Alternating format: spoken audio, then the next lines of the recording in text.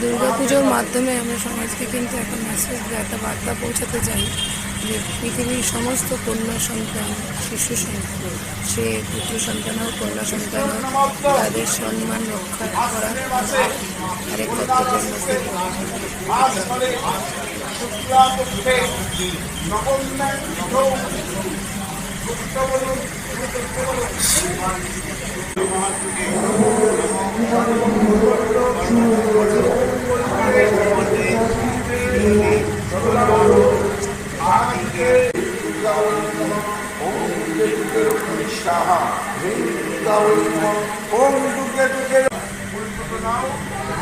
সহজ চেপে